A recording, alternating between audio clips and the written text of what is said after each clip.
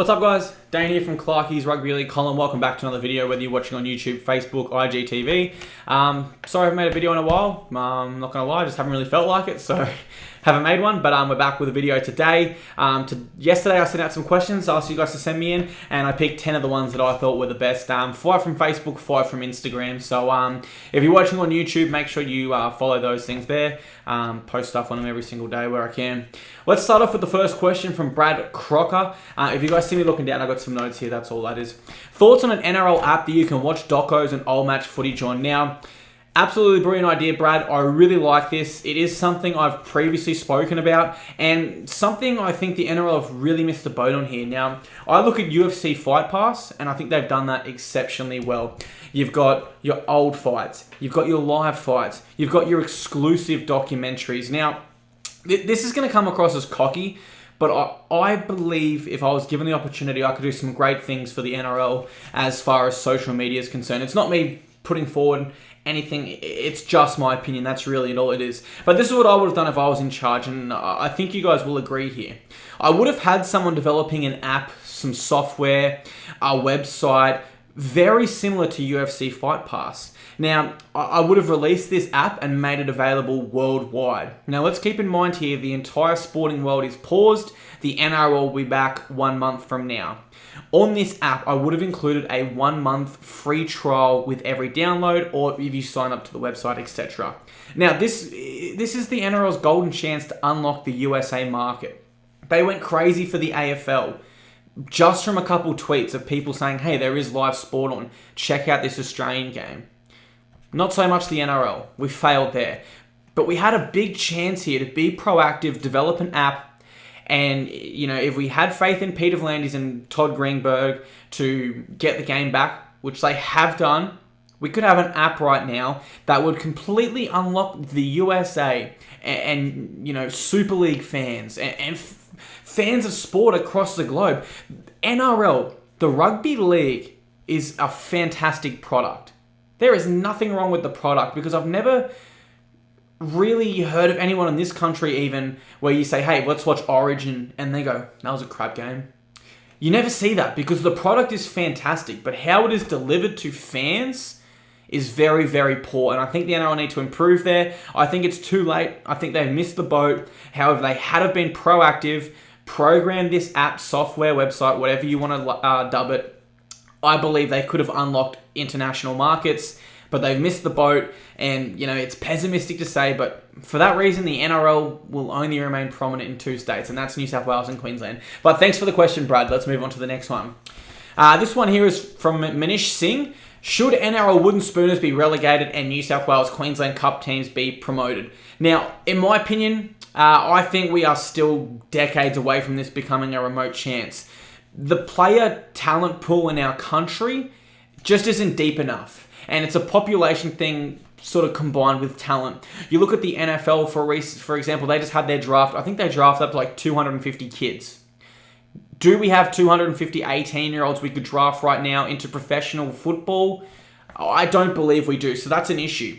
Many reserve grade sides also aren't as financially sound as an NRL club, and because there's the risk that they can be relegated, let's say the Newtown Jets last year were promoted, I don't see them being able to attract too many players. Let's just say I don't see James Tedesco signing there no matter what money they're throwing at him. And then there's obviously the whole thing with contracts. What if they do get relegated? Financially, it's a nightmare. And, you know, this is before we even consider the fact that in New South Wales Cup, Rabbitohs, Dragons, they all have their own teams. So, you know, what are we going to do if there's 2 Dragon teams in the comp? It's a no from me at this stage, Manish. I think we're still decades away. It's definitely something I'd love to see in the future. I just don't think it's attainable just yet for the NRL. Ryan Thompson says, thoughts on the Latrell Mitchell and Josh Addo-Carr situation. Now, I'm not going to lie to you guys, I need to be very careful here. You all know I previously did a video where I criticised the NRL's ad for not being inclusive, and I didn't portray my message as... I didn't articulate it as carefully as I should have, and subsequently I hurt some people. That was never my intention, but that doesn't excuse what happened. I stuffed up. That's all it is there. So I've got to be really careful here with what I say, and it is a sensitive topic, and I think no matter what I say here, it's going to piss someone off because it's such a dividing topic. So officially, they will miss no games, which is, take it as you will. And they both received a whopping fine, I think around the $40,000 mark. Look, I think at the end of the day, both men stuffed up, but they have since apologized on the Instagram. And therefore, as a society, I think we should move on. As a man, everyone stuffs up in life, but it's how you respond. You put your hand up, you say, look, I'm sorry, I stuffed up. I'm going to be better. I've had to do it. I'm sure everyone's had to do it at some stage in their life. Now, I still probably would have had some match suspension in place. I just think it's sending the wrong message to society and to other players that might be in contradiction of the rules, as it ended up Nathan Cleary today. So it's a sensitive topic in that regard also. This was realistically Peter V'landys's first chance. He previously said if NRL players are found in contradiction of these self-isolation quarantine rules, the full hammer will come down on them. Well, that didn't happen, Peter. So right now, as far as I'm concerned, you're delivering empty promises. You're only saying words. Yes, your words might be better than Peter Beattie, but you know what? You didn't take action. It's all words. One issue I did have was Latrell Mitchell apologised, but then he shared on his story a bunch of things saying, it's because they're coloured and it's because of this. He wasn't making excuses himself, but he was sharing excuses. And I do think that as a man, once you put your hand up and say sorry, you move on. You don't try to justify it in any way. I think it's fair and it's justified, and I need to be really careful here, but I think it's really fair and justified that's saying this is illegal. It has nothing to do with race. So I didn't agree with that story post there. At the end of the day, look, guys, people are dying from this virus. The laws are put in place to protect people. And no one's above those laws. It doesn't matter if you're Scott Morrison, the Prime Minister. It doesn't matter if you're Latrell Mitchell and Josh Addo-Carr, NRL stars. And it doesn't matter if you're Battler, Clarkey. The rules apply to us all. We've all got to chip in here. People are dying. We've all got to chip in and just get through this tough stage together. We can't have this. That's all it is. No excuses for it. They stuffed up. They apologised. Let's move on. That's only my 2 cents on the whole situation. Question here from Jake Dwyer. Thanks for the question, Jakey. I've got Hayne in this one. I should say the question first. Benji Marshall 2005 versus Hayne 2009. Who is your pick, Clarkey? I've got Hayne, but I will have his 2009 season over anyone else's. Now, there's a couple other fantastic seasons that come to my mind, and at the end of the day, I think when you have seasons as great as all these players did, at the end of the day, it comes down to opinion, right? My opinion isn't better than yours, and yours isn't better than mine. It's just opinion when we're comparing seasons this close. So, Lockyer 2006, I consider. Tedesco 2019.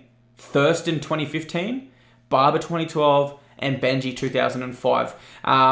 All freakish seasons. But I do think what we saw Hayne individually, I'm not talking the Eels as a whole, just Jared Hayne.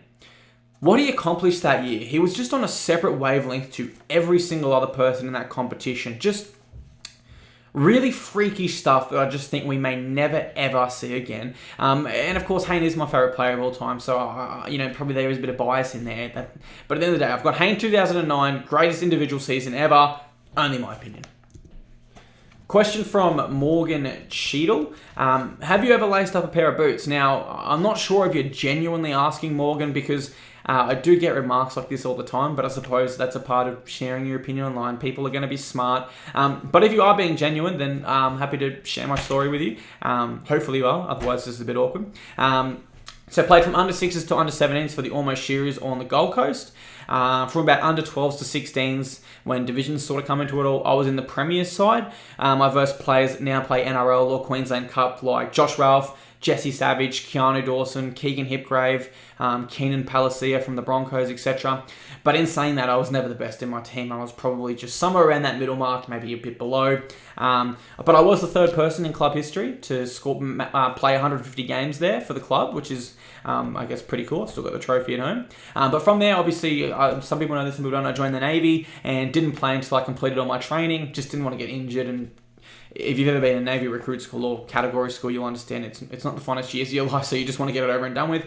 But then afterwards, I was playing for the ADF Academy. I suffered some injuries, prolapsed spine, and I required dual shoulder surgery, and just never really recovered since. Got sort of chronic pain in all three areas, so don't play anymore. But basically, if I could play, I definitely would. I miss everything. I miss the butterflies before to make your first hit up and tackle, and that winning feeling with the boys after. But yeah, that's my story, man. I have laced up the boots, have played a bit of footy in my ears. Moving on to the Instagram questions now. AX Montages. Nice simple question, man. Thoughts on Drinkwater? Simple question, but I like it.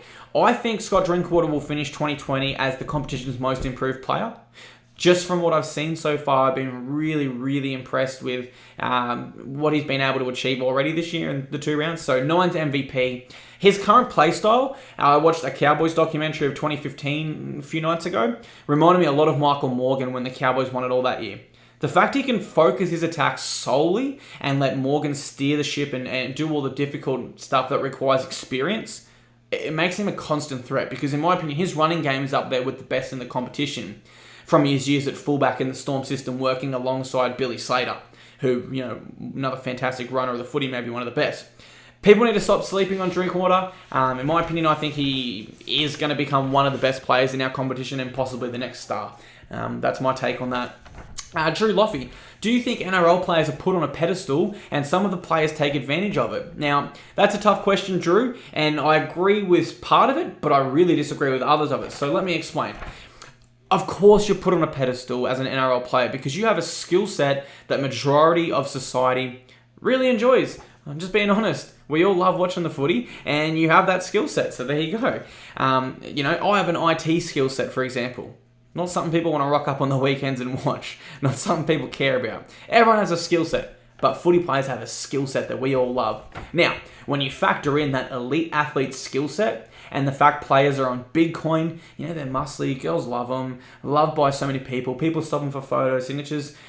I think all of us normal guys would be lying if we said we wouldn't have an ego. Everyone would develop an ego of some sort. That'd be bloody awesome. You might get over it eventually, but at first, you're going to love it. But as far as taking advantage of it, that's where I'll stop you right there, Drew, and say completely disagree. Our players do so much fantastic work off the field that it doesn't interest mainstream media, so we just won't hear about it. So it's really disappointing in that regard. And look, at the end of the day, those people that put down NRL players, etc., we live in a country where everyone has equal opportunity. We are all educated. We all get taught when we're young to run if you want to stay fit. If those people that are leaving those comments think it's so unfair and they're so angry about it, quit your job, go to the gym, start running full time, and make the NRL. There's nothing for stopping haters in this country from picking up the boots and having a go. So that's my 2 cents there. I think NRL players do have part of an ego. I think we all would, but I don't think they take advantage of it. They've earned that right.